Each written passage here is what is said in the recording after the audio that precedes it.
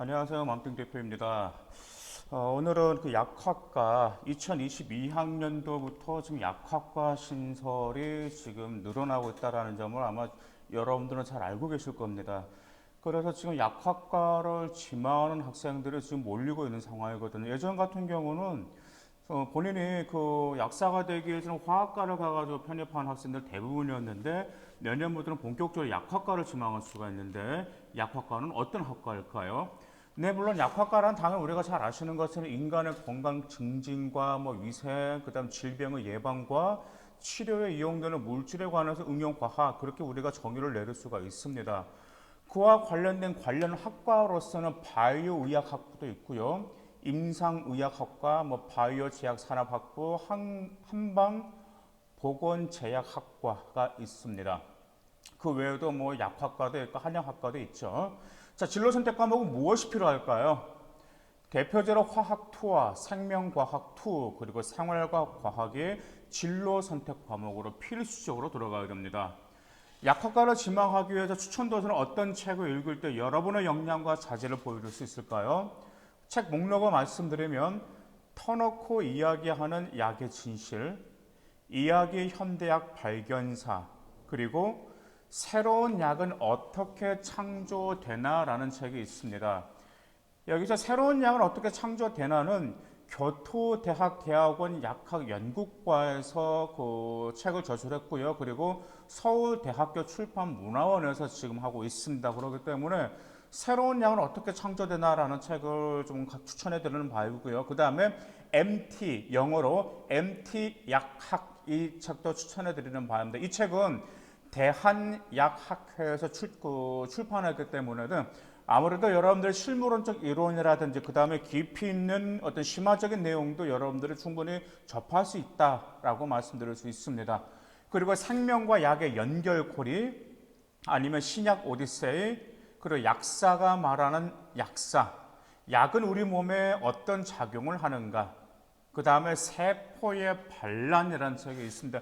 세포의 반란이라는 책은 약학과만 있는 책이 아니고요. 의학 계열을 지원한 여러분의 선배들 있으시죠? 의학 계열을 합격했던 여러분의 선배들이 가장 많이 읽었던 책이 첫 번째가 세포의 반란이라는 책이었습니다.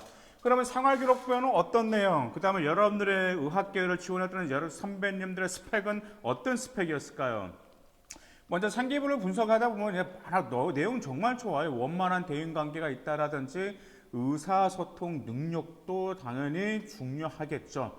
그 다음에 이 점도 당연히 들어가야 되겠죠. 생명을 소중히 여기고 타인을 위해서 그 다음에 공공의 이익을 위해서 봉사하는 내용도 행특에 꼭 들어갔습니다. 그래서 아이들이 이런 역량을 보여주기 위해서 여러분의 선배들은 어떤 활동을 했냐면 또래 상담 활동이라든지 그리고 조용한 친구들 있잖아요. 좀 소심하고 그런 친구들을 이끌어내면서 도와주는 역할을 했다라는 점, 그 다음에 멘토, 멘티 역할을 했다라는 점, 그 다음에 예전에 한 학생은 이런 활동을 했습니다. 왜냐하면 한 아이가 자기 반 요즘에 그 다문화 가정이기 때문에 좀 다문화 가정에서 이렇게 성장한 우리 한국의 아이들이 많이 있잖아요. 그런데 그런 친구가 있었는데 그 친구가 한국 문화에 더 잘 적응할 수 있도록 도와주는 그다음 한국 문화에 어떤 점을 좀 유의해야 된다라는 점 하면서 이끌은 그런 스펙을 쌓은 선배님들도 있었습니다. 그 다음에 이제 생활기록부는 어떤 점이 종종 많이 강조되었냐면요. 통찰력, 그 다음에 상황에 대한 이해력, 그리고 상황에 대한 이해력을 분석해서 문제를 창의적으로 해결할 수 있는 능력들이 생활기록부에 언급이 되었습니다. 그 다음에 개인의 이익보다는 아까 환자 및 공중의 이익을 추구한다는 내용을 들었고 이 모든 내용들이 행특과 과세특에 좀 골고루 다 들어갔습니다. 그래서 여기서 그렇다고 해서 여러분들이 이 활동들을 하기 위해서 당연히 뭘 하셔야 되겠죠? 계획을 하셔야 된다는 점이에요. 특히 상황에 대한 이해력을 바탕으로 창의적인 문제 해결하는 능력은 여러분의 선배들 같은 경우는 제가 생기 분석을 어디서 많이 봤냐면 토론 수업 있죠. 그 다음에 그 찬성과 반대, 찬성 측에서 의견 제시하는 거, 반대 측의 의견 제시 그런 거 있잖아요. 토론. 거기에서 종종 창의적인 문제 해결 능력을 많이 발달시켰습니다. 특히 생명윤리와 관해서, 그 다음에 유전자 공학과 관련해서 있죠. 거기에 관해서 전 찬반 논쟁 토론 있잖아요. 거기에서 그 문제를 종합적으로 분석하는 해결 능력을 보였다라는 기록들이 생활기록부에 뒷받침되었습니다. 그것은 정말 약학과를 지원 학생으로서는 필히 들어가야 하는 사항 중에 하나입니다. 자, 그러면 여러분의 선배들의 스펙 내신은 어떠했을까요? 당연히 수학과 과학에 관련된 교과, 그 다음에 사회 교과에서 우수한 성적, 그다음 전반적으로 우수한 성적을 보입니다. 그래서 내신들을 보면 1.0에서 2.3등급 안에서 왔다 갔다 했어요. 그래서 이제 2.3등급 이상은 그래도 교과 성적에 받쳐줘야지만 약학과에 합격할 가능성이 있다라는 점이 있습니다. 그럼 내신만 맞춰주면 될까요? 요즘 그건 아니죠. 과세특에서 받쳐줘야 되는 그 이유가 말 그대로 뭐냐면 오늘도 이제 제가 그 아까 한 학생을 상담을 했어요. 근데 이제 제일 중요한 게 말 그대로 그 블라인드 면접이라고 하지만 뭘 보죠? 대학교에서는 이 학교 추천할 수 있는 표준 편차를 통해서 알 수 있단 말이에요. 그럼 표준 편차가 떨어져야 된단 말은 떨어지고 낮을수록 굉장히 유리합니다. 왜냐하면 표준 편차가 낮을수록 이 학교가 정말 명문고고 시험이 어렵고 정말 공부 열심히 하는 아이들로 모여있구나라는 점을 뒷받침해 주는 거거든요. 근데 편차가 좀 올라가고 있는 추세입니다. 그 이유가 말 그대로 그 이유가 정시로 돌리는 아이들 너무 많아요. 그래서 정시로 돌리는 아이들 같은 경우는 내신 준비할 거 안 합니다. 제 주위에서 정시 준비하는 아이들 보면요, 찍고 자요. 수행평가도 안 하죠. 그 아이들은 수능만 준비하는 아이들이기 때문에 그러다 보니까 편차가 올라갑니다. 그러면서 대학교 입장에서는 그 점을 충분히 강조하고 있고요. 그래서 뭘 보죠? 원점수까지 평가를 하고 있습니다. 그렇기 때문에 여러분들이 거기서 등급, 내가 됐다. 2.3등급 됐다. 왜? 정시 준비하는 시험 진짜 바닥을 깔아주는 아이들이 있잖아. 그래서 내가 내신 올라갔어라고 해가지고 그걸로 만족하면 안 되고요. 반드시 과세트 정말 중요하다라는 점 꼭 명심하시기 바라겠습니다. 그래서 이제 과세특에서는 전공 적합성은 많이 나오고 자기 주도성도 나오고 특히 문제 해결 능력이 과세특에 많이 강조되었고요. 발전 가능성 역량들도 그 약학과 지망생은 강조가 되었습니다. 또한 과세특의 모두 간의 수업 참여도 특히 뭐 적극적인 해설, 그 다음에 선생님과 눈을 마주친다라든지, 그 다음에 그 발표하는 능력이라든지, 그 다음에 수행평가를 수행하는 능력, 그런 점들이 많이 강조되었고요. 이해도, 그 다음에 심화한 자기 진로를 심화하는 과정이 필히 언급되었습니다. 동아리에서는 무슨 동아리 했을까? 네, 물론은 약학이라든지 뭐 생명탐구 동아리, 보건 등 그런 약학 관련 동아리 활동들을 여러분들의 선배들 쭉 하면서 전공과 그 자기의 주도성을 보인 활동 역량들이 두드러지게 나타났습니다.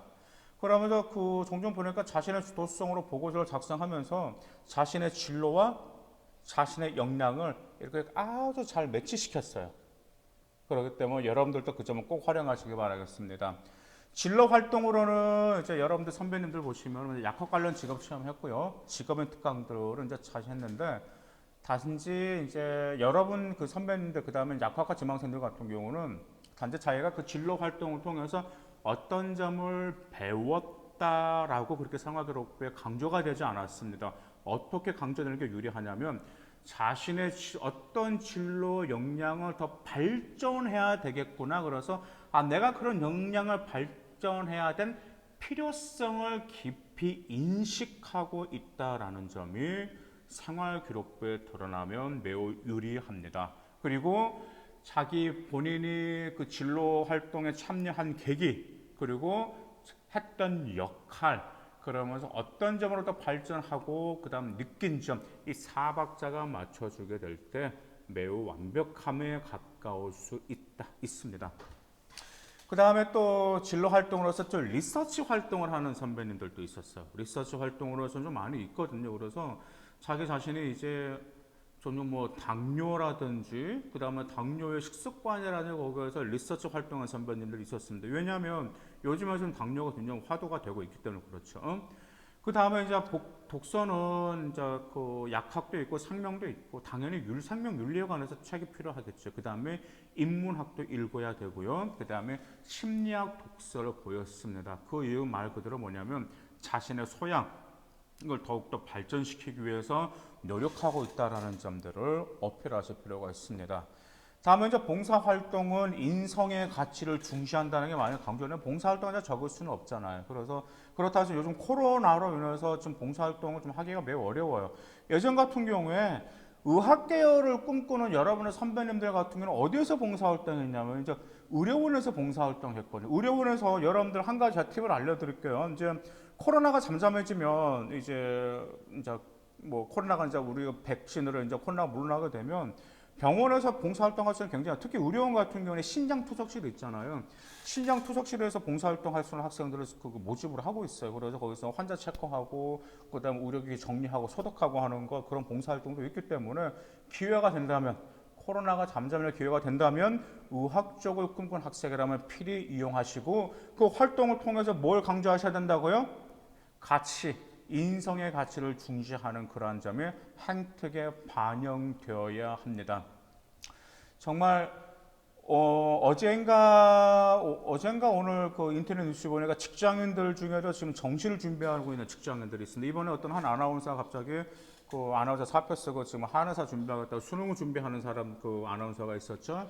그런데 그 아나운서만 그런 게 아니에요. 제 주변에서도 보면요. 이제 제 제자들이지만 직장 다니는데 지금 말 그대로 뭐냐면 수능을 준비하겠다는 사람들이 있어요. 왜요? 정시가 늘어났고 더구나가 약학과가 신설이 됐기 때문에 뭐든지 더 취업을 좀 더 나은 삶을 살 수 있다라는 그런 희망을 가지고 정시를 준비하는 직장인들도 있습니다.